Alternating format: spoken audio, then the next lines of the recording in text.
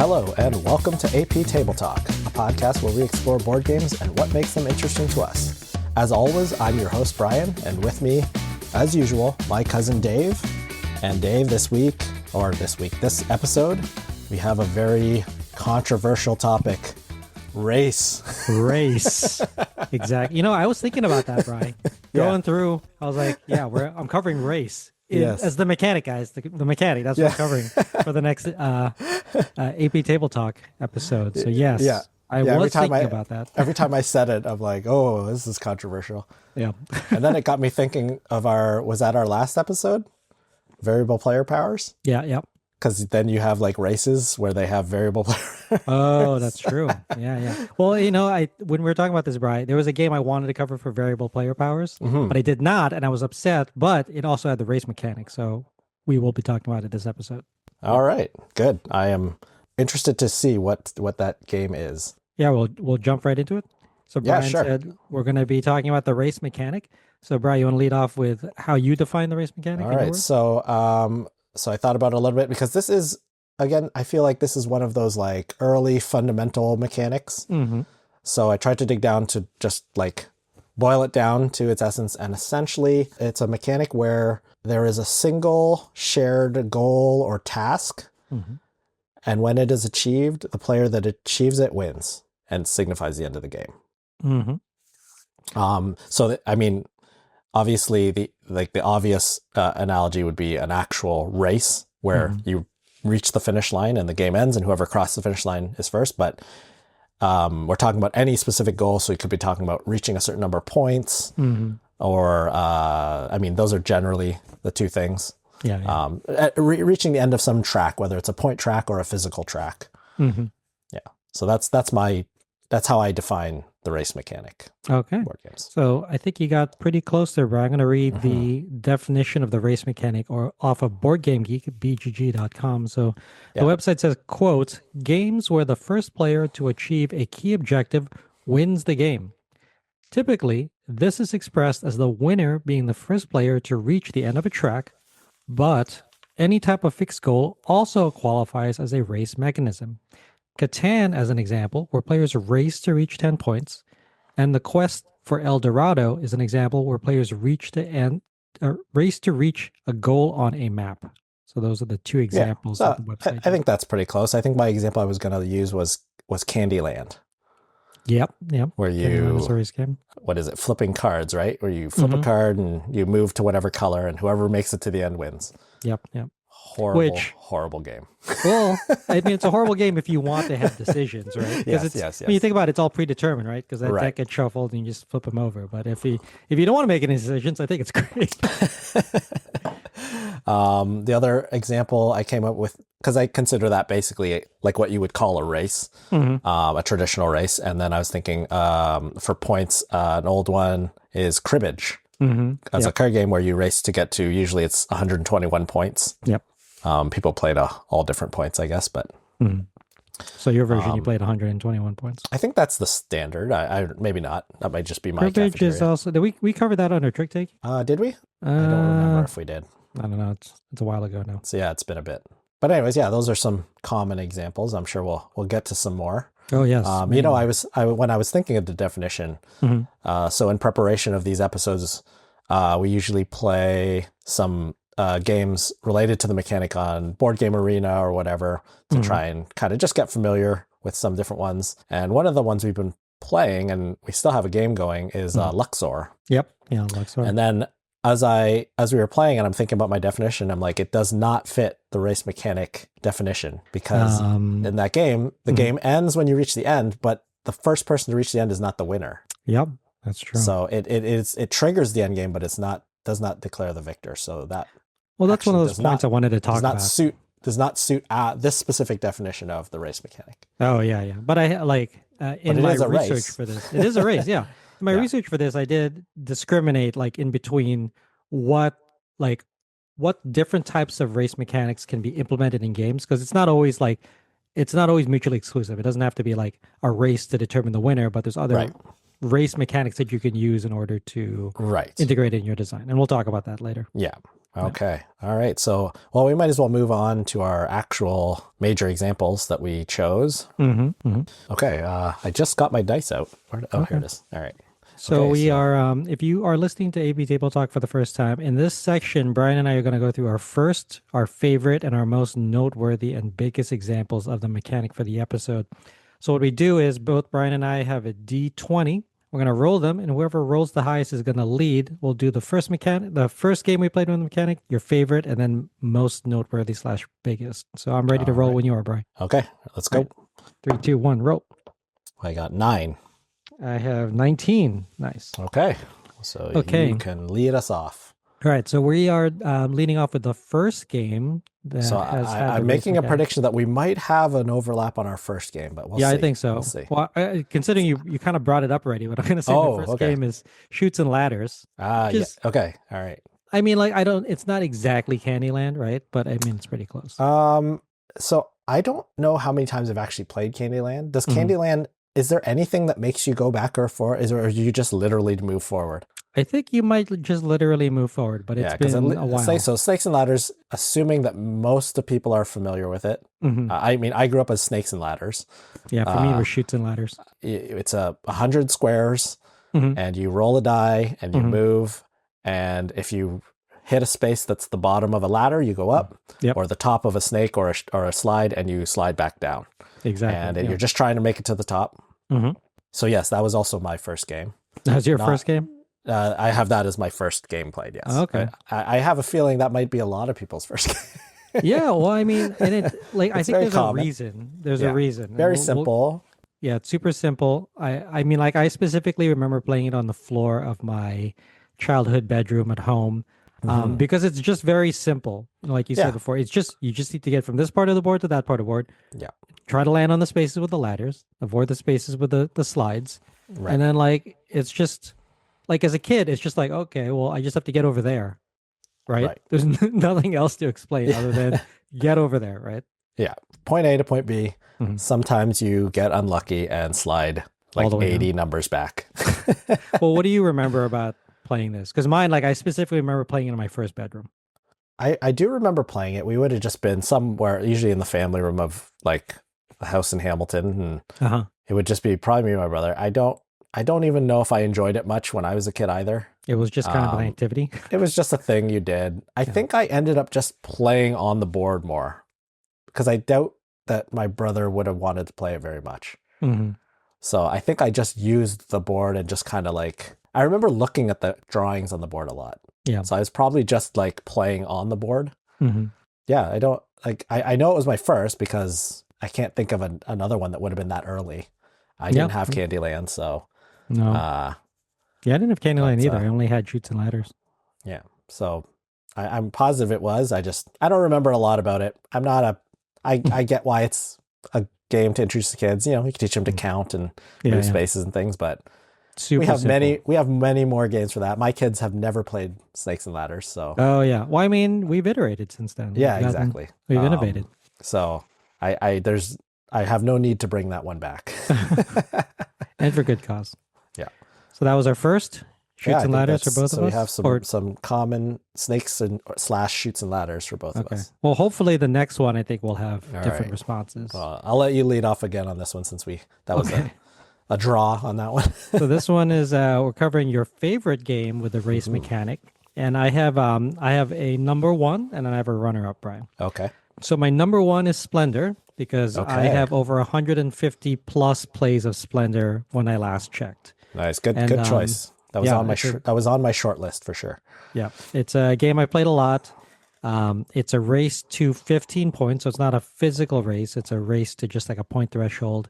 There's a variant where you can race instead to 21 points. And then my feedback is that the game can feel very, very fast if you're not paying attention because someone will just reach that threshold and then the game will be over. And then you want me to cover my runner-up, Brian, or you want to leave your favorite? Sure, go ahead. Okay. And then my runner-up, this is the game, Brian, that I wanted to cover in the last episode because it has asymmetric player powers, but I could not. But it is a race mechanic. It's called Magical Athlete. Magical Athlete? I am not familiar with that game. Is that older? Well, when you look at the art, it looks like Hmm. it's a game from the 70s. But I mean, apparently, you know what? I didn't really dig into the history. It had a Okay. recent re-release, but basically, it's a roll and move game. And before you roll your eyes, what I think is cool about it is that it's a roll and move game, but you have a magical athlete, and you can draw these. You draft these. They're drawn from the deck randomly, but people get to snake draft them, and all your magical athletes have like different abilities, asymmetric abilities. So it's a roll and move game, but like depending on when you roll, when other people use their abilities, if you use your ability, you get to move faster, slower, move around the positions of everyone else. All right. So I like this game because it made me re-believe in like roll and moves again. Okay. And my magical athlete that I play normally, if I can draft them, is called Party Animal because Party Animal, one, I don't know, Brian, if you can bring up Magical Athlete on Board I Game brought Geek. it up on Board Game Geek. So this But is 2003 was the original. oh, okay, so So I mean, it sounds relatively new, but it's like that, close to 20 years ago at this I mean, point, yeah, that's or still over 20 years ago. kind of Yeah. an older game in the grand scheme of board The games. sphere of things, yeah. Yes. But my So, favorite magical athlete is Party Animal. I don't know if you can look trying to up an find image him. of what Party Yeah. Animal looks like. I But the oh, you know what? I'm in the old. You probably have the newer version, right? yeah, the Okay, recent so printing. which was 2025. I'll Mhm. look that one up because it's.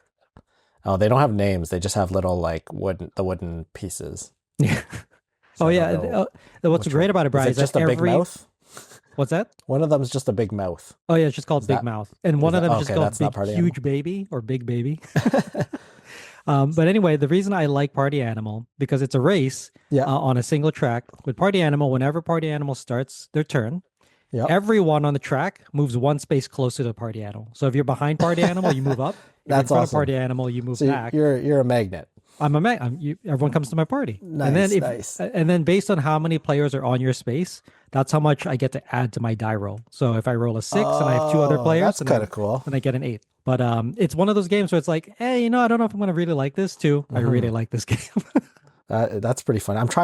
I'm seeing if I can guess which one of these is Party Animal, and I have not figured it out. I see Big Baby. Is it Big Baby or Huge Baby? I don't have the names. I just know which okay. one that is because okay. it's just a giant bit. Like that piece is Yeah, Brian, if you can find it's this, much bigger and clearly much thicker than all the other pieces. Do you know what its ability is? Can you guess based on what it looks like? Does he block people? You cannot pass Big Baby. All right, I got it. And I think if Big Baby lands on you, you get pushed back one space. That's pretty funny. I don't know which one's Party Animal. There's no images? I thought it would say. No, I have the images, but it doesn't have the names. It's just an image of all the pieces of the players. Oh. I mean, I'm sure I could find another image, but I'm just trying to guess from this one which one's Party Animal, and I'm not able to guess. Well, I'll just point out. Oh, you know what? I tried to. Oh, here we go. I found a screenshot of Party Animal. Oh, okay. The bear. Okay. Nice. Who's doing Okay, this? well, I'm just gonna. Yeah. Party Animal. Whenever I Like play me. with the Banditos, if I'm the Party Animal before my turn, I just say, "Everyone, come to my party." Okay. That's fine. So that's me. That's my favorites. All right. Okay. So I also have two. The reason I actually have more than two, but I had some like neck and neck with my most noteworthy as well. Yep. So one of my most favorite gets talked about from me a lot in this podcast is Dune Imperium. Yep. I'm not going to talk about that because we talk about that a lot. I think every episode there's been at least one Dune Imperium reference. This is no exception. So that in that one, it's first to 10 points is the winner. It doesn't really feel like a race in that sense. So I kind of decided, you know what, okay, I'll mention it because it does use the race mechanic. My next choice for favorite game is another one I do mention in this podcast, but I don't think I've mentioned it since one of our earlier episodes. I believe it would have been the Mancala episode, which is Istanbul. Oh, yeah. Yeah, it's the one I discovered with you at whichever PAX it was. I think it might have been the first PAX. But we also played in your basement. I remember Yes, that I specifically. bought it after that. So in that game, I will talk about this because I probably haven't talked about it for a while, if I even described it much. So you are each merchants, and you're navigating a bazaar in Turkey, obviously, in like the Ottoman era. And you have a stack of tokens, which represents you and your assistants. And you move in like a Macal fashion, which is why we talked about it there. You can move 1 or 2 spaces, and you're basically moving around this randomized 4x4 grid of locations. the goal of the game is to be the first to collect 5 gems. And as you move around the different space, you can buy, sell, or trade goods. I like it because the randomization it's not quite an engine builder. You're kind of trying to find an efficient loop, I guess, of getting gems. And by randomizing the locations, it kind of changes up the game each time, and you can get blocked by other people and stuff like that. But there are many paths to get those gems. So I like that puzzle. And it has a good amount of player interaction, which I like, and things like that. So, and yeah, I think the first time we played that, I loved that game. Yeah, I remember. And I still really enjoy that one. And funny story about this, Bri. Like I usually bring a new game to the Banditos each week. Yeah. And the new game I brought to the Banditos last week is Istanbul, the dice game. Oh, so I've seen that. I've never played it, or I didn't even really look into it. So how was that? I mean, I think that if you had to make a dice game based on the assets for Istanbul, it totally does that, because instead of instead of using the discs as your assistants, right? Your assistants are just dice, and then you just roll them, and then like whatever the results are, the things you get if you can roll like enough of a set. So what I like is that it's very fast. Like I think we played a 4-player game in under an hour. Right. But like I don't think for me it's not a replacement for Istanbul, because it's not the same, right? You don't. So it's a different game, just using the theme of Istanbul. Yeah, basically. It's a race still. You still need to get rubies. It's first to 5 rubies in a 4-player game. Right. But like there's like when you get the dice, you just roll them, and then you just have to try to make the best sets you can, or use other gems to re-roll. So it's not a replacement, but like I think it's a good for you. You've reused the assets for a new game. So is there any way to interact with the other players, or are you just taking your turn and you do your thing? Your main interaction is there are cards. You can, like, one of the die results in the D6s are cards. Okay. And then based on how many cards you roll, you get to draw that many cards from the top of the deck. You can only resolve one. And a lot of those cards are like, you as the active player, you get to do this. Like you get both like a fruit and money, and then everyone else can get a fruit or money. Oh, okay. All right. Or like, like sometimes there's exclusive actions for yourself, but basically like everything in the deck just speeds the game up. It's like you just get more stuff on other people's turns. So not like take thatty, but I mean, still good. I enjoyed playing it. I'll try to bring it back. Yeah, I might look at it. Doesn't sound like it would be one I would get, but I'm interested to see the re-implementation, I guess. Yeah. And then when I brought it to Banditos, they kept saying, you keep emphasizing the dice game after the title. Does that mean that there's a regular Istanbul? It's like, let me tell you about the regular Istanbul. Vanilla Istanbul. And it actually has 2 expansions, which I've never played either, because I generally play at a low player count, and each expansion adds either a row or a column. Yeah, the board grid, gets bigger. Yeah. And which to me would mean less player interaction. Yeah. Which I don't want. So I'm not sure I'll ever actually get those expansions, but and it's a game that's held up, I feel. Yeah, that's one I like. The only thing, I think it's the Shut Up and Sit Down guys, when they did their review, there is one aspect that now, once you've seen that review, you cannot unsee it. It's they happen to mention, if you look at the art in the regular Istanbul game, there are no women. Oh, yeah. Well, I wonder if that is, I mean, I don't know much about the Ottoman. I mean, it might Istanbul. be, but it doesn't, I don't know. I can see, it's just odd. It's not done in an offensive way. But now that it's been brought up, it's hard to unsee it. Oh, yeah. Okay. I feel like you've told me this before, Brian, but I don't remember it. But now I've re-remembered it, and I can't unremember it now. Yeah, and I think they just did that to torture people. So, well, mission accomplished. Mission accomplished. All right. So we will move on to our most noteworthy / biggest game, race mechanic game. All right. I'll let you go ahead. Me first. Okay. So I have 2 games for this one, Brian. Okay. Yep. My personal one, and then like I feel like an industry one. So my personal biggest, most noteworthy biggest race game would be backgammon, because I think that it's just a solid skill game with a lot of high randomness. And what I learned was that like kind of the early 2000s, there was that big poker boom for, Yeah. Texas Hold'em. A Hmm. lot of professional poker players are coming over from professional backgammon because that Oh, was, okay. like it's a game, both poker and backgammon are games of skill, but there's Hmm. also a lot of randomness in Right, them. right, So I right. remember like a lot of new pro poker players came over or just transitioned over from playing professional backgammon.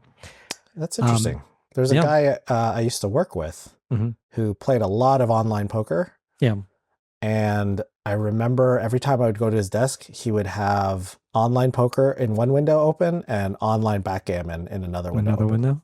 I Yeah. wonder if I you don't could have know. played backgammon for money online at least. I'm sure you can play anything for money. Legally, we don't know. Yeah. It's online. It's in Yeah. the cloud. Um, Um, and then okay. my Yeah. So my that was runner up, your industry one. my industry one is going to be with Catan. I Okay. don't think you can attribute the current renaissance of board games without, giving a nod to Catan. It's a race to Yes. 10 victory points.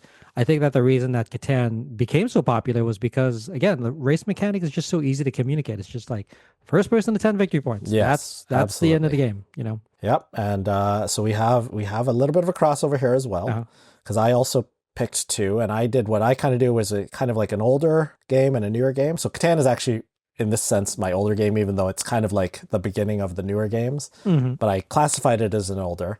But Yeah. yeah, it's hard to talk about race mechanic without talking about Catan, I think, as Mhm. being pretty significant. And then my other choice, which was very close also to going into my favorite, is Heat, Pedal to the Metal. Oh yeah, I remember playing this. So you have played this, right? Have you played Mhm. it in person?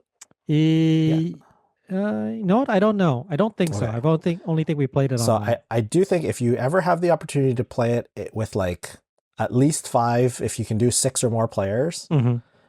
playing it in person, this game is really fun. Yeah. Because there's a large portion of your turn you can do simultaneously. Hmm. So it does, even though you have a lot of people, it still speeds it up. So Heat Pedal to Metal is, we have talked about it before, but I'll briefly go over it. It's, I guess it's what, like 50s style Formula One racing. Hmm. And you're using cards to move. So you kind of select your gear, and that lets you choose a number of cards from your hand. You have a 7-card hand. And there's a number of ways that you can kind of be more aggressive. And the kind of the trick of the game is managing what's called heat cards from your engine, for either in your engine or spending them to be more aggressive. And trick with that is, so for example, if you are in third gear, you get to use 3 cards to decide your speed, but you can boost for a heat. So you spend a heat out of your engine and boost and you just draw another random card. But you only have so much heat, and if you ever run out of heat, well, you just can't do the thing, or there's certain parts where if you're in a turn, if you go too fast, you have to spend heat, and if you can't do it, you spin out, and all kinds of stuff. And so it's about managing this heat and kind of managing your kind of your deck, I guess. The heat cards, once you spent them, they go into your deck and they become dead cards until you can put them back in your engine. So it kind of, again, there's a trade-off of using it to be aggressive, but also it kind of mucks your deck up, right? Yeah. And I just really like kind of the efficiency puzzle there as well. And there's a lot of I think there's a lot of planning. So each turn kind of has a speed limit. So you have to downshift beforehand, and kind of you can hang on to cards for the next round. So if you know, okay, I got to get through this turn and then I have a big straightaway, so you can keep some of your higher cards so that you can spend them all on the straightaway and those kind of things. It's really satisfying when you pull that off. Yeah. It kind of builds on, what's the Flamme Rouge? Yeah, Flamme Rouge. Yeah, which we played that at PAX, and I enjoyed that a lot, but I think this is just kind of a better evolution of it. Yeah. Even though it's luck driven, I think there's a lot of ways to mitigate the luck. And yeah. So it was very popular when it came out. I know it's still pretty popular. Yep. Probably not as big as Catan, but I did want to come up with a more modern example. Yeah. And that one is both, an actual race, but and obviously so usually it's 2 or 3 laps of whatever the track is. And I'm trying to remember the episode in which we talked about it before, Brian. I think it was deck building, right? Could have been. Yeah. Yeah. Might have been. Yeah, deck building, because like you said, you're trying to create your deck with enough heat, but not too much heat. Yeah. And there's many different modules. There's ones so you can be they even bring in like asymmetric powers because there's a variant where you draft powers, which are special cards that are only in your deck. Like one that lets you choose a number between 1 and 3 for the card when it's time to move. So you can, it gives you a little more variability, or like extra cooling. So it lets you put more heat back into your engine and things like that. And yeah, just you can tailor it a little bit to your racing style. Yeah. For me, it's just bigger numbers all the time. Right. Even when you're trying to go on that curve. Exactly. Yeah. But yeah, it's very fun with a lot of people because again, it doesn't bog down, and there's a lot of tension in the racing because we'll probably talk about it later in the episode, but they have good ways of managing like people taking off in the lead or lagging behind and stuff. For the most part, there's still, if you get too far behind, you're going to have a problem, but usually you can still kind of catch up even if you're last. You still have a chance. Right. But yeah, so that is my most noteworthy and kind of a tie almost for my favorite as well. There you go. And I remember you were playing a lot of just the solo version of it on BGA. Yeah, right? they had You don't that even on play BGA. a lot of solo games. Yeah. And I just thought it was a really good implementation because they handle you can play with 6 opponents and they just handle it all for you. Yeah. As opposed to having to do it if you were doing it solo. And it was still pretty fun. I was really into the game and I just wanted to play it more. So I guess we'll move on to our Beyond the Basics. Yeah. So in our Beyond the Basics section, Brian and I are going to go back and forth again. We're going to discuss 3 likes we have for the mechanic and then 3 dislikes. But before we do that, we're going to roll again. And again, highest roll on our D20s is going to lead with initiative. Right. So I'm ready to go, Brian, when you are. Yep. All right. Roll. 7. 6. Okay. Nice. Okay. So right. We'll start with some likes here. Yep. I guess we'll just alternate. Yep. So your first like? Okay. My first like, I think we touched on it when we were kind of just defining it a little bit. What I like is it is very clearly defined goal for everybody. So it's it's when you're explaining a game, if there's one thing that's not in question is, okay, this is how you win. It's very clear. So all of your thoughts about the rules and everything can be geared toward, you know, if you lay that out up front, you know that everything else, how does it apply to reaching the finish line? So generally speaking, the goal is easy to understand, you know, number of points or reach the finish line or whatever. In most, I also think it is easy to see kind of where you stand in the game, like where who's winning, that kind of thing. And I like the tension that gets built when everybody is kind of pursuing the same goal. So that's my first like for the race mechanic. All right. Is that clear definition of the goal of what you need to do to win. Nice. So I think we're thinking along the same lines here, Brian, because my first like is that it's universally intuitive, and that means it's easy to teach. So in like per your feedback, like I teach games all the time. So I think just having a really good, clear win condition, like just be the first to do this or to cross the finish line. Like that's super easy to teach, super easy to convey. You know, like new players, based on what you said, Brian, like new players can track progress easily, especially if it's like a physical race, because you're just looking at the track, right? Yeah, just who's in the lead, where am I? Or save that, you know, like with a lot of modern board games, they have the Crommer Least, which is the score track going around the board. So for the most part, like, you know, in a lot of modern commercially available like mass market games like Ticket to Ride, it's very easy to just look at the scoreboard and see like who's in the lead. Like that's the score right now. There's going to be some bonus scoring later, but it's also it's just very easy to see like what the game state is in terms of like, you know, like the leading player. Right. And then I also think that it's universally intuitive because I feel like it just crosses different cultural boundaries. Like I think that everyone kind of already knows what a race is. And when you explain the race mechanic, it's just like just that in this game. Right. Right. As we said, this is one of, in board games even itself, is one of the more basic mechanics. Yeah. It's one of the earliest kind of things. Is like, okay, who can get there first, right? Yeah, exactly. Very easy to understand. For the most part, I don't think anyone really has any questions when you're like laying out that it's a race. Right. Just do this. Be the first to do this. Yeah. All right. I'll move on to my second. Yep. Go ahead. So when I was kind of thinking about what I like about the mechanics, again, because this is such a basic mechanic in board games, I'm thinking about what I like and how the mechanic is implemented in a way that I like. Mm-hmm. And the ways that a race mechanic is implemented in the games that I like that use race mechanics is when there is a good balance of risk reward. So if we go back to Heat, for example, that one's kind of almost a push your luck. You can choose to push and be race more aggressively.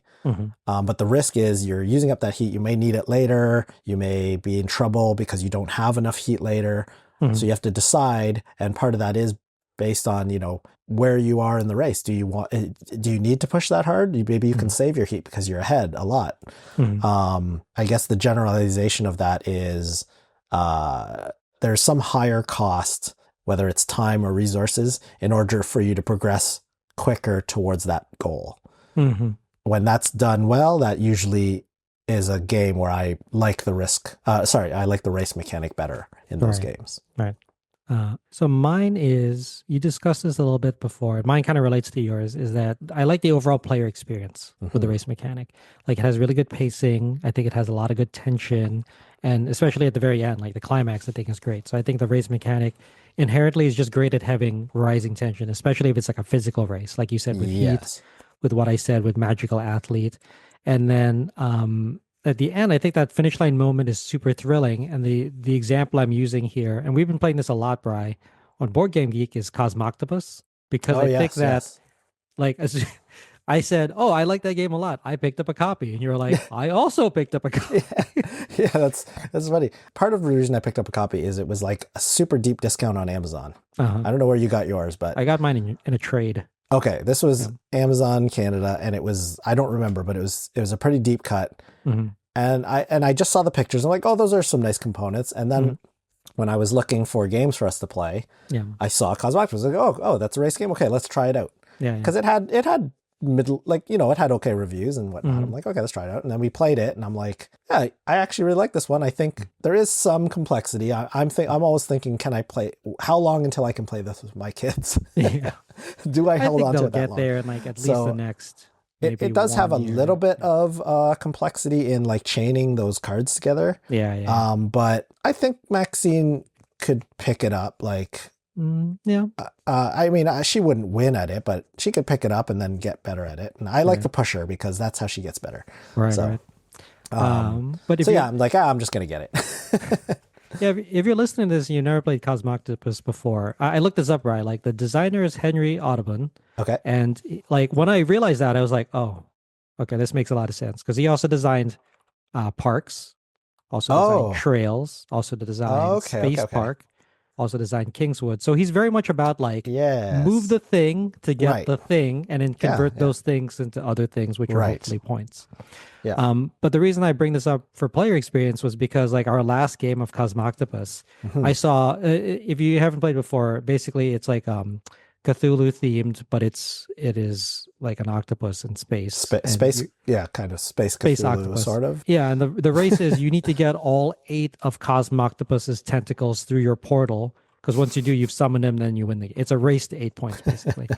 But like, I'm looking at, Brian and I played this game maybe half a dozen times at this point.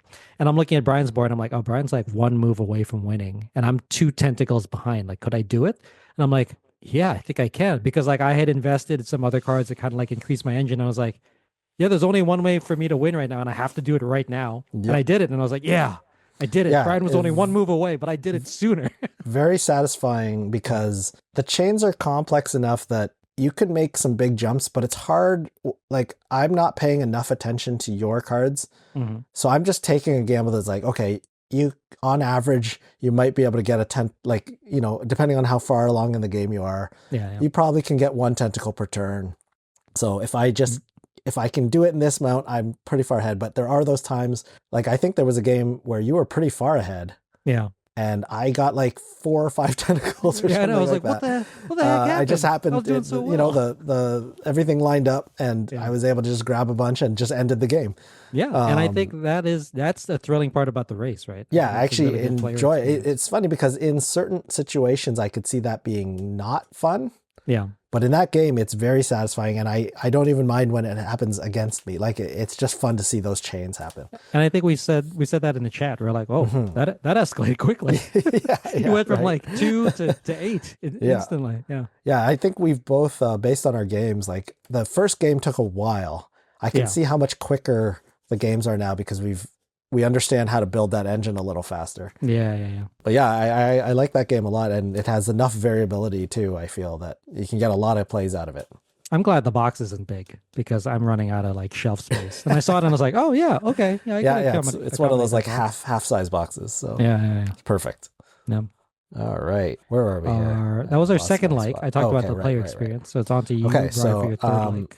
So on my third like is when the race mechanic is implemented such that there's a good amount of strategic planning that you can do. And by that, I mean, this kind of relates to what we were just talking about with Cosmoctopus, is being able to kind of like see a few steps ahead, know whether you need to be aggressive or not. Again, if I go back to Heat, it's like, okay, I mean, this is why I used it as my biggest or not most noteworthy, because I think it embodies a lot of what I like about race mechanic games, in that it's very clear in Heat because the track is laid out.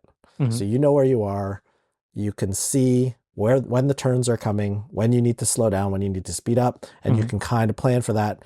The deck building part is the part that throws the wrench in for you, is are you going to get the cards you need?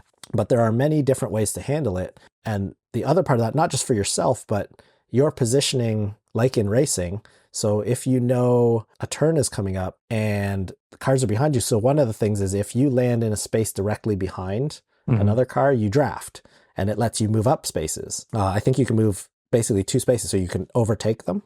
Yeah. When you are coming up to turns, so each turn has a speed limit. Really tight turns could be like a 2. So you can't move more than 2 spaces without heat.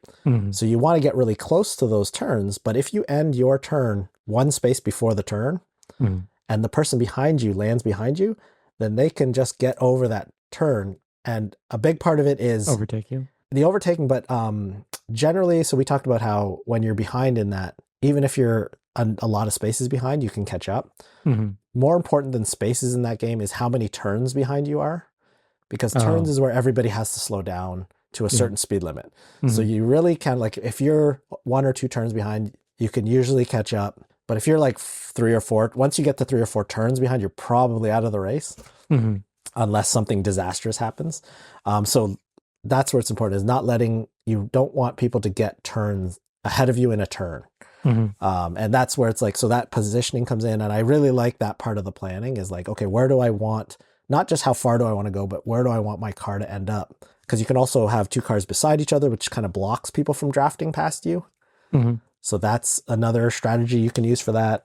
Or just crowding up a turn so that people can't get close enough. So they're forced to spend 2 turns to get around a tight turn, or 2 rounds to get around a tight turn. I think you specifically did that to me before when we were playing Heat Online. Yeah, it's definitely a strategy. Yeah. I mean, the same goes in, I'll use my other example, Dune Imperium. So that's your race to 10 points. Because it's so few points to win that game, every point matters. But each round, one of the big things is there's a battle at the end of the round. And as the round goes on, what you win from that battle becomes bigger. Like, they break it up into 3 phases. So the rewards get larger as the game goes on. And in the later rounds, you're winning victory points or multiple victory points from winning that battle at the end. People start to hoard their soldiers, because the battle is essentially a points game. Is how many soldiers or whatever combat points you're going to commit to the battle. So everyone throws that in at the end, and it's spent whether you win or lose. And the winner will take the top, and sometimes there's a second or third place thing, but generally victory points are only for the winner. Have you played the Dune Imperium Uprising? I don't think so. I've only played the base Dune Imperium. Okay, so Dune Imperium had the victory points for wins. I think there could even be 2 victory points at maximum to win one of those battles. In Uprising, what they added was the worms. So you can get a worm and you can commit that into a battle. And when you commit a worm, if you win with a worm in the battle, you get twice the rewards. You don't have to be a Fremen to use the worm? You can be There's a number anything. of steps to be able to get a worm Oh, okay. in. But anybody can have a worm in the battle. And if you have a worm in the battle and you win, whatever rewards you get double. Okay. So if you win with a reward on a 2 victory point thing, you can get 4 victory points, which in a game that goes to 10 is a huge jump. Yeah, that's a big jump. So you may bank on that. So you don't know what the rewards are until the round is started. Each round starts. So, but you might, hold on to your soldiers in anticipation of, okay, I'm going to commit these when that card comes up. It may not come up though, but I'm going to hold on to these until the victory point card comes up so I can get all these victory points. And it's one of those things I just like that kind of strategic planning. Right. And sometimes, you hold on and it's too late because somebody else finds another way to win. Yeah. Faster. It took you too long. You waited too long, kind of thing. Right. So that's my third implementation that I like about race mechanics. Nice. All right. So my third and last like is that it is flexible and versatile. So to like your point, Bri, the two types of race mechanic implementations we talked about are like the physical race, like you're actually like moving on a track and you're trying to race to that track. There's also the abstract scoring race, a threshold up to a specific point.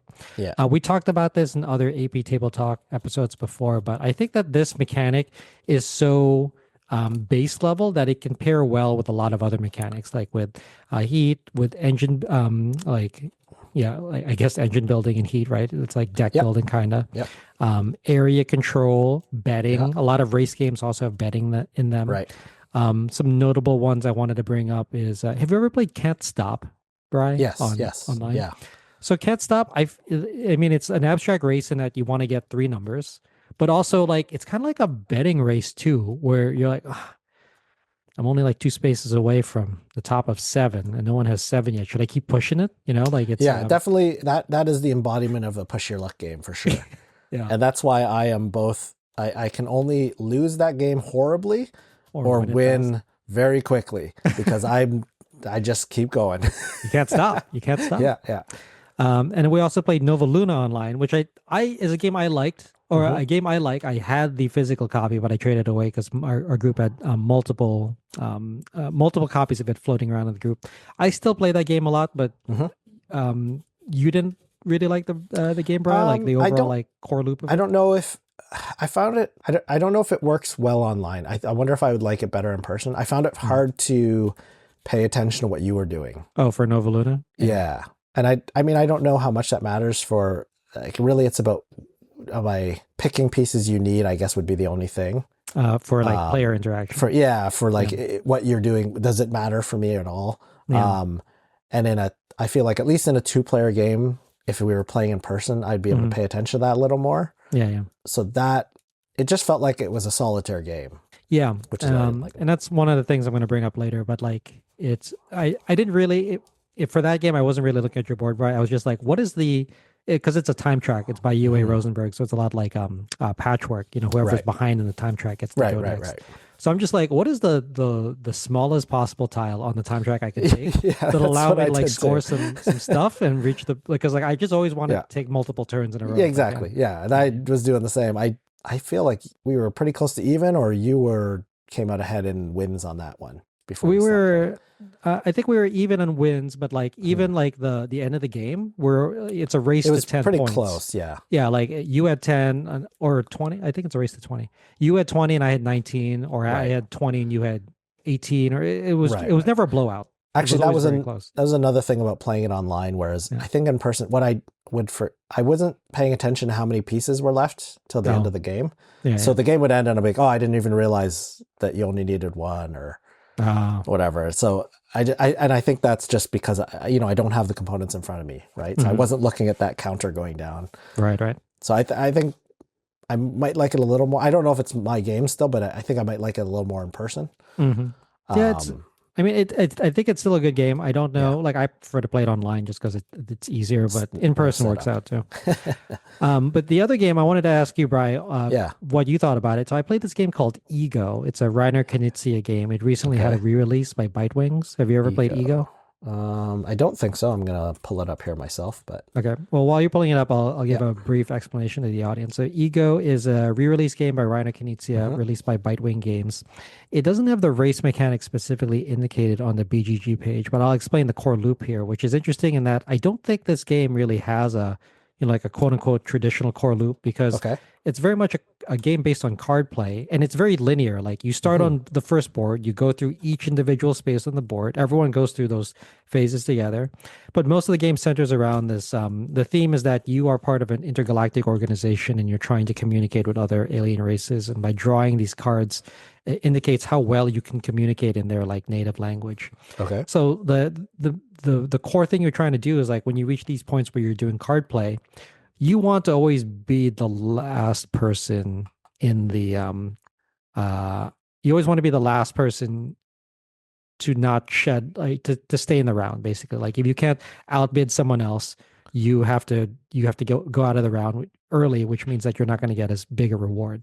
Gotcha. I said it was kind of the race in that like you don't want to be the first to go out. You want to be the last. So it's kind of like an Hmm. attrition because if you're the last one to go out, you get first pick at like the rewards. Okay. So Okay. so based on that, I don't think it fits the definition of race. No, I don't. But Yeah. like, I understand what you're saying Yeah. of kind of the race feel Yeah. kind of thing.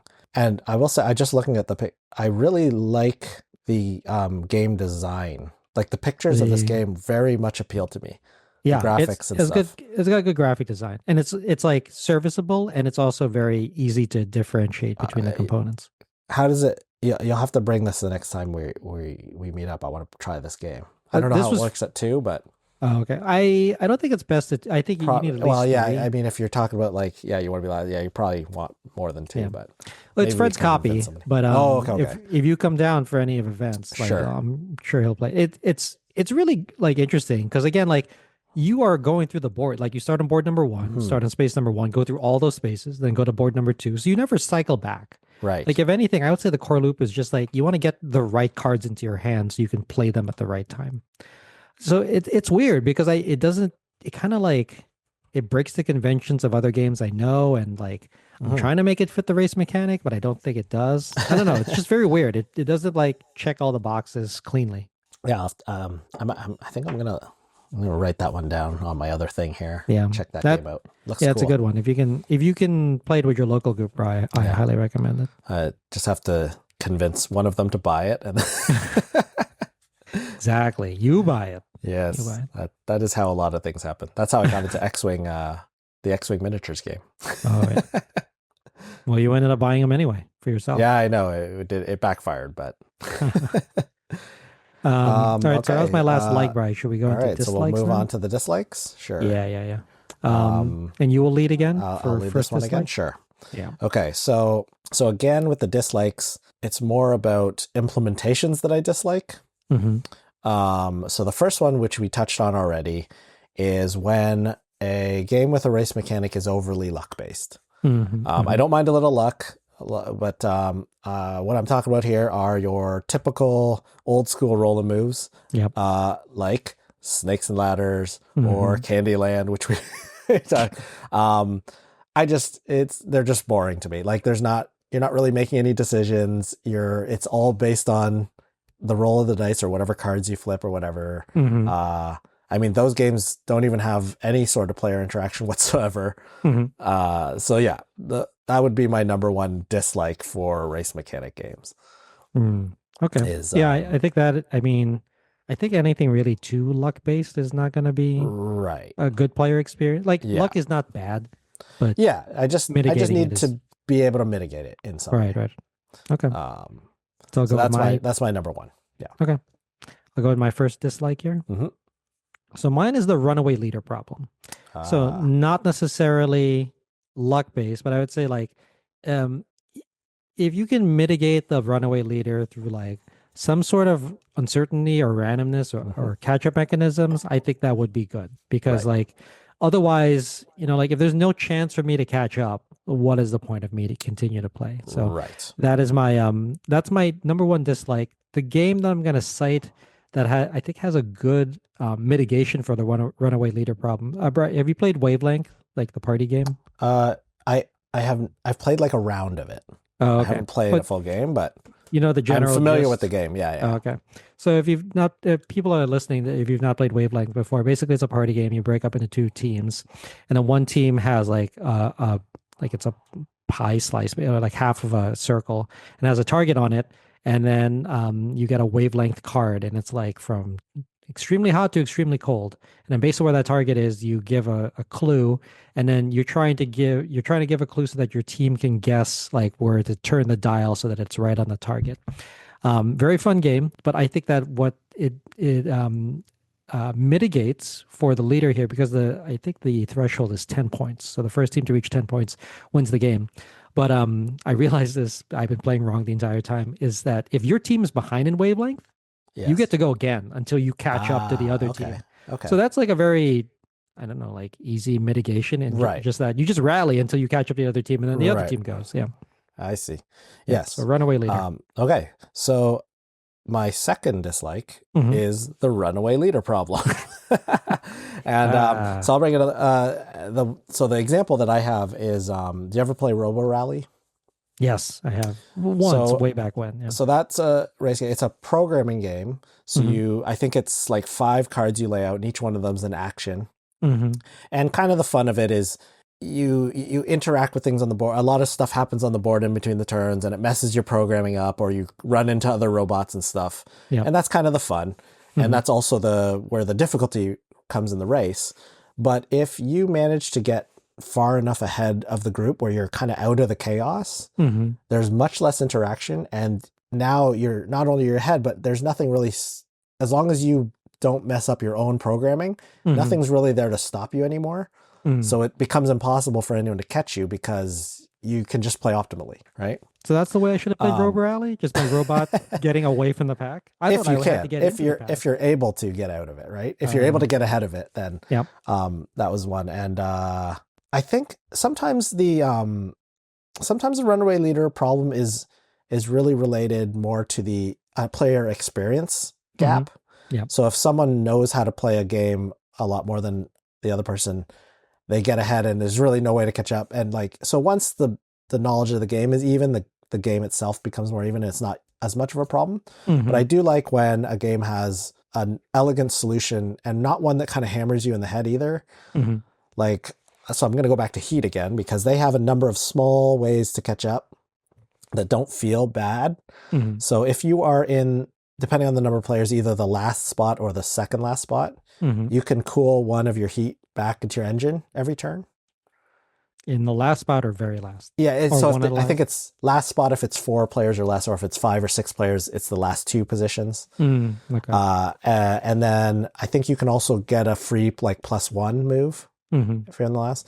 So just small things to let you go ahead. And the drafting, the way they created the drafting mechanic also helps anyone that's not in the lead. Mhm. Which, and it's very thematic for the game, so it fits well. I talked about Dune as well. Yeah. Dune Imperium, and that's one where they start giving you more victory points as the game goes on. So you could be It behind, but speeds it up. it speeds up, but also like, yeah, you could be a little behind, but because things are worth a little more later, you can still catch up. But it's not as crazy as like, the joke about like the game shows where it's like, okay, in round 3, the questions are worth this many points. So all the previous rounds are pointless. Yeah. So again, it's that nice balance of having the right, I guess, rubber band mechanic, right? Yeah. But yes, I had the same thing, the runaway leader problem with race mechanic was my second. That was your second dislike? Yeah. Okay. My second dislike is that with the race mechanic, the game length can vary a lot, especially if like that's the end game trigger, like the specific race. So, like races that often end suddenly when someone hits the finish could be just very unsatisfying. So like the game that I play a lot where I feel that happens is Splendor. Because I'm like, what? 15 points? I didn't even get my engine going yet, Yeah.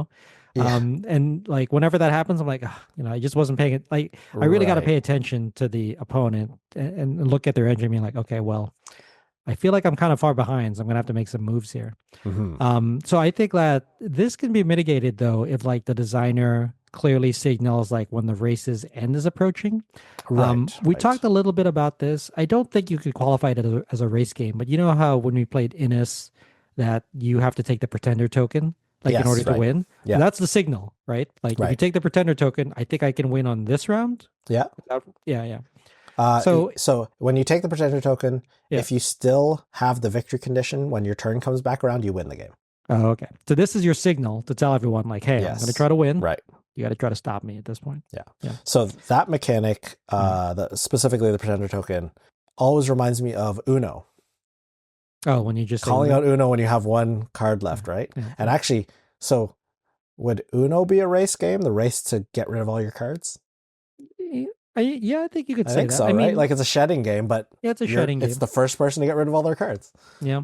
But then So I would and say, like, are all shedding all games shedding race- games? Well, race as long games? as the victory condition is getting rid of all your, because you can have a shedding mechanic, but that's not the victory condition, Yeah, that's true. Like you could, right? because I know a lot of shedding games we covered Yeah. are just the round end Right, condition. right. And if it's the last round, then it is also the Yeah. game end condition. But the game end condition is not the same as the victory because it's the last round, whereas it's the round ending condition, hmm right? So Yeah, yeah. it's the last Anyways, round they're ending. very semantic, but Very semantic. Other games I wanted to bring up that with the variable player length that Mhm. are also race games according to BGG is Jaipur. We played Jaipur a lot. right. I'd say that I don't think that this is a rush to the end, but whenever I've played, I think with you, I played it with Chris too. I Mhm. played it with Carolyn. Is that like all the different commodities, like there's Yes, spice, yes. there's leather. Like whenever someone breaks the rubies, the jewels for the first Yeah. time, because those are worth the most, I'm like, I'm so far behind now. Yeah, Like yeah, yeah. and especially if you It's sold 5 of them and you got the right. bonus, I'm like, Yeah, so far behind. I got to think of a different like way to right. catch up at this point. Yeah. So I think that's the only thing that I would consider like maybe too fast. But at least when Mhm. you do that, I'm like, oh, okay, well that's a huge upset. So I have to do Right, something right. different. Yeah. And I feel that yeah, it can create the gap in that round, but because that game is like best of 3 or whatever, Yeah. so even if you get blown out, it's Mhm. still just okay. You lost that round, right? Like, Yeah. so it's not Yeah. not too Like, bad. if you beat me by like 10 points or 20 points, Yeah, you it doesn't matter. You just won the It's round. You just You one point ahead, right? Like, so Yeah. yeah, you reminded. I haven't played that game in a while. I enjoy that one. That's a good one. And that's a good one to play on BGA because I hate Yes, doing because setup the for it. worst thing about that is because the game is so fast. The setup is almost as long as the round.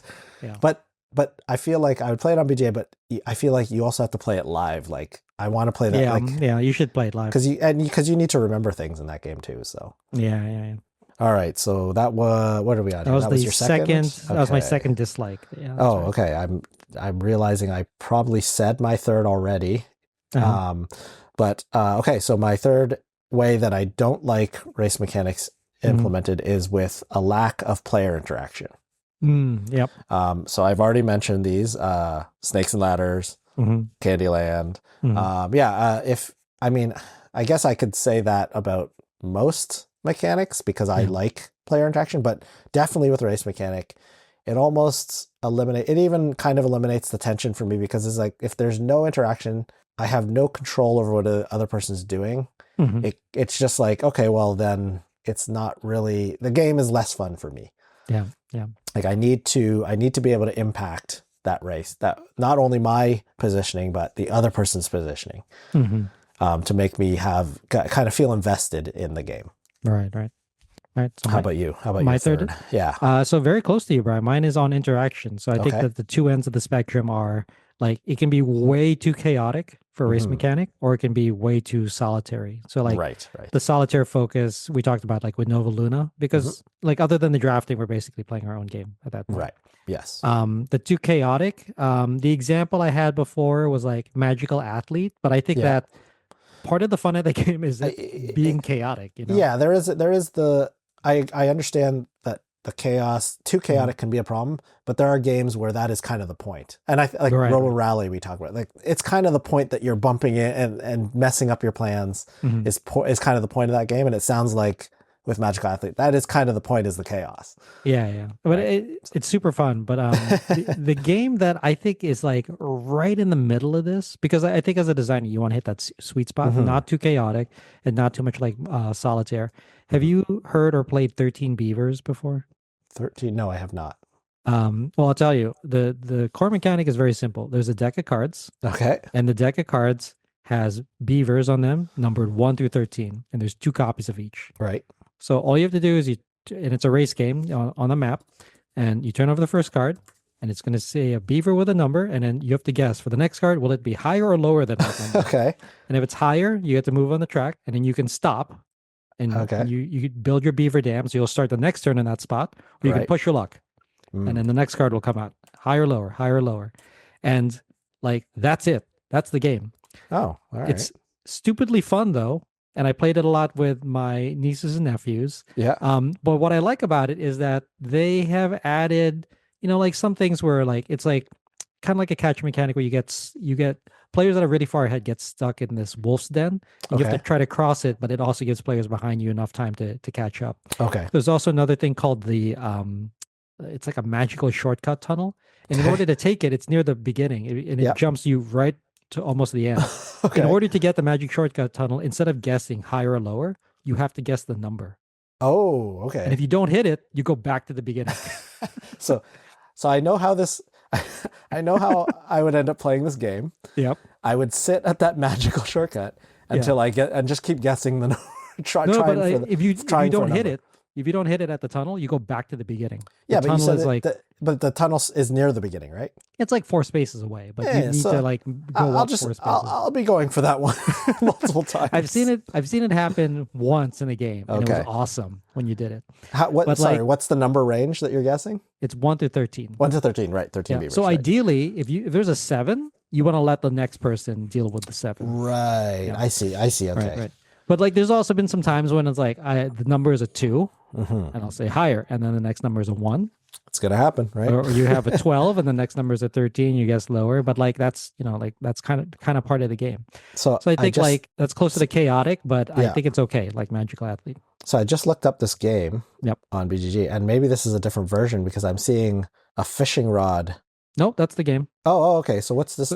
The magnetic fishing rod thing. Yeah. So when you it's just the toy part of it. But when you reach this one part, it's like a fishing pond. Okay. There's a magnetic fishing rod. It doesn't need to have this, but it does. Yeah. But magnetic that's fishing rod, and there's magnetic that makes it better. fish. Magnetic fish in the pond, and then you use the fishing rod to pick up the fish, and the fish is either 3 things. It's like a double.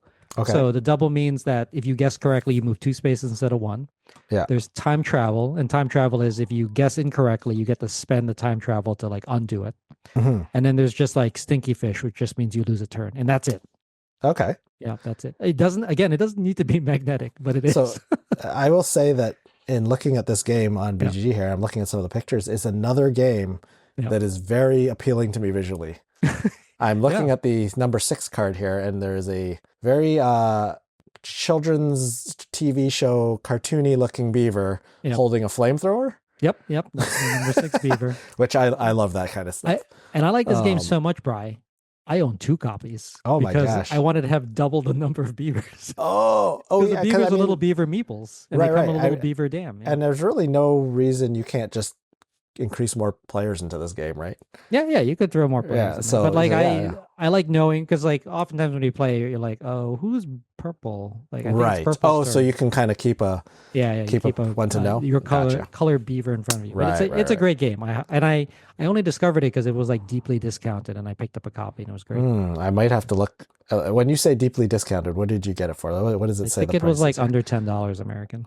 Okay, yeah, This could be one that the girls would like this one. It's so fun. It's really fun. I might have to put this on my list at least. That's funny. So I recently played a game. It's pretty popular right now, but I hadn't played it before, which fits the race mechanic game. I finally played Flip 7. Oh yeah, that's a great one.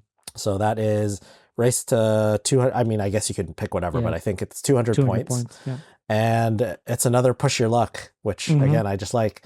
And you're just going around, I guess, blackjack style, taking cards, and you just don't want doubles, essentially. Yeah, you want to have all you need. Yeah, so there's, I think it's 0 to 12 are the values, and there's 1 card, 2 cards, 3 cards.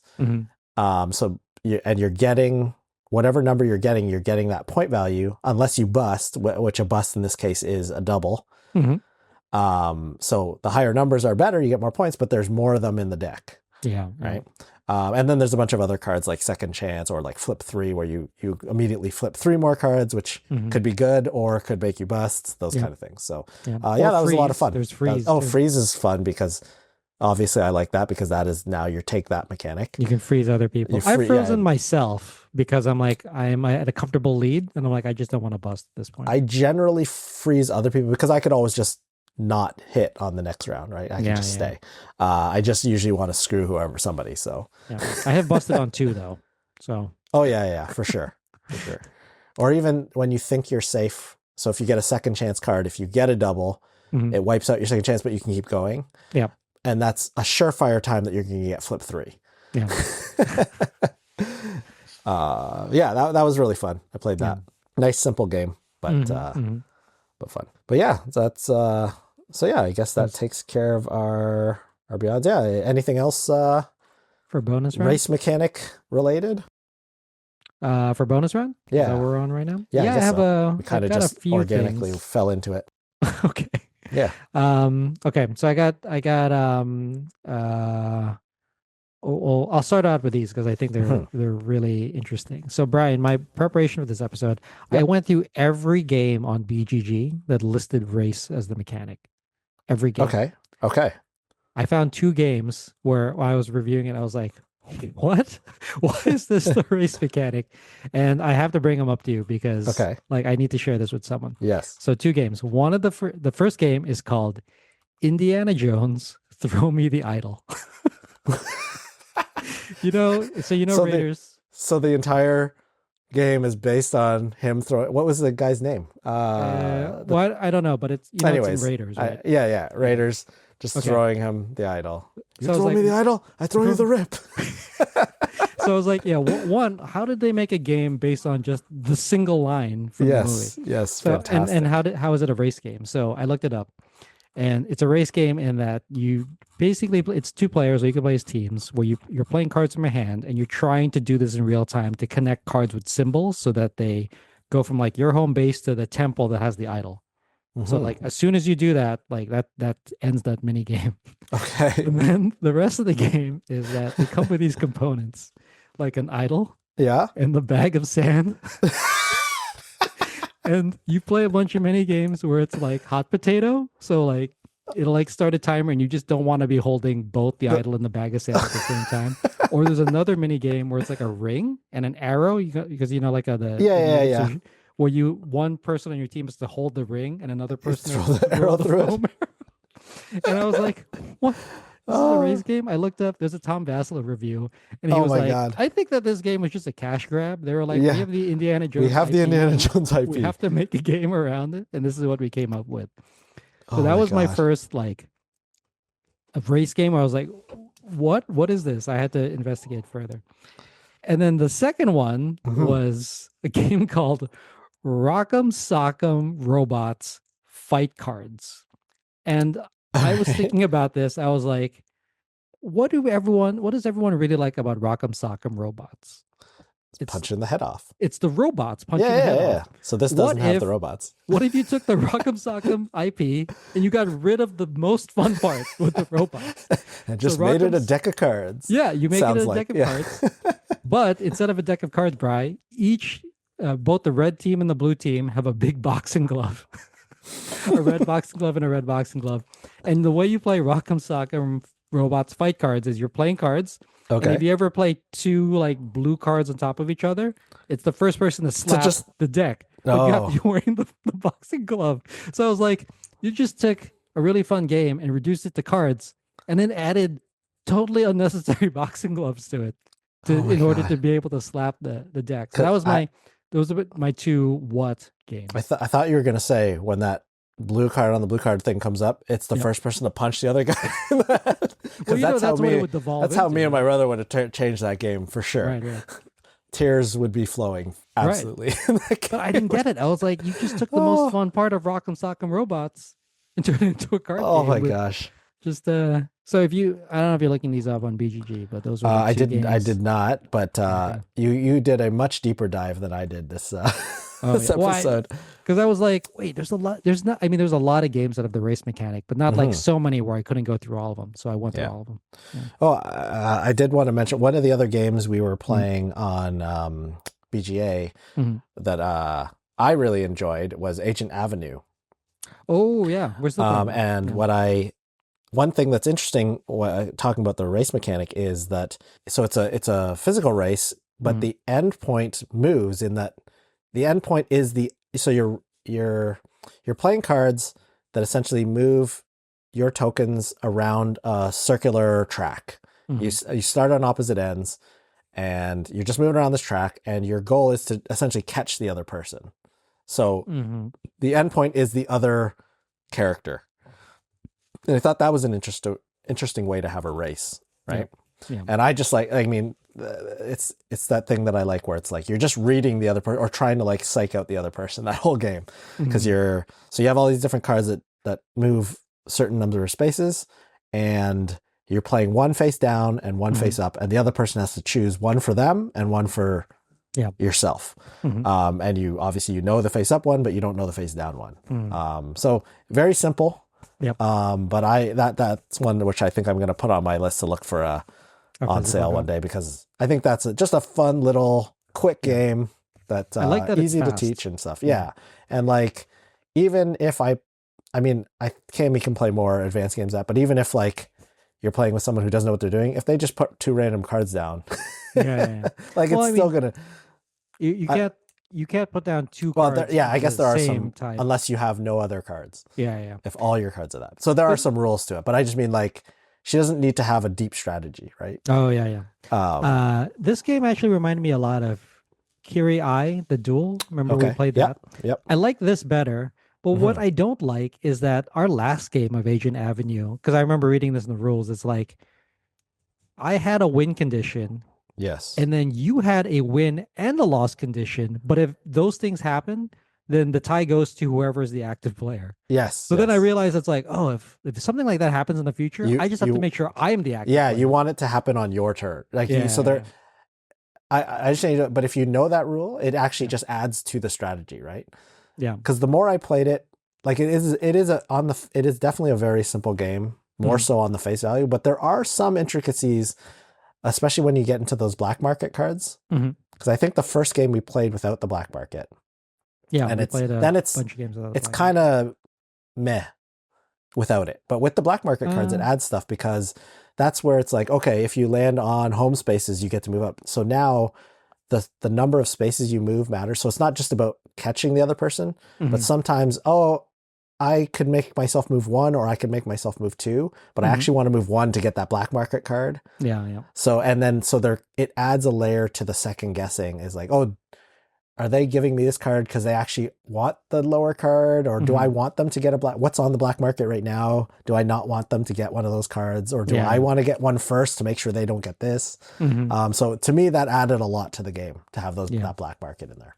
I realized that in our last game too, because there's the code breaker card where you don't Hmm. move for the first two, but the third one gets you an instant win.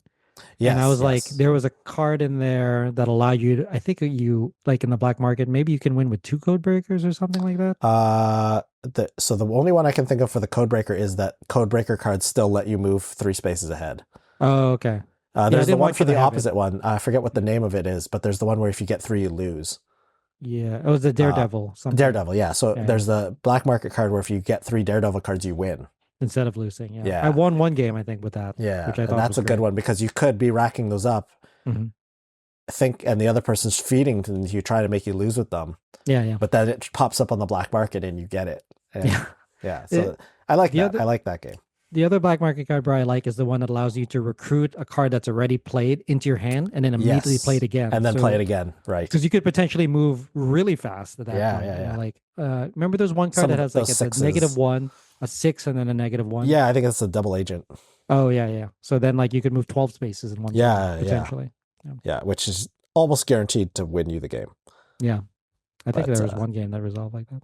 yeah, yeah, I had there's a lot of combos I think that like can come up organically that are yeah. just fun, and it's short enough game that if like it blows out, because Mhm. there's a lot of luck obviously in what cards you get, Yeah. and if that happens, like it's not a big deal. There's very little setup to the game.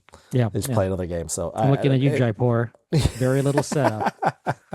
Yeah, so that's another one where it's like, oh, I really enjoyed that one. That's for what it is. Like I could see that being an easy buy for me. Right.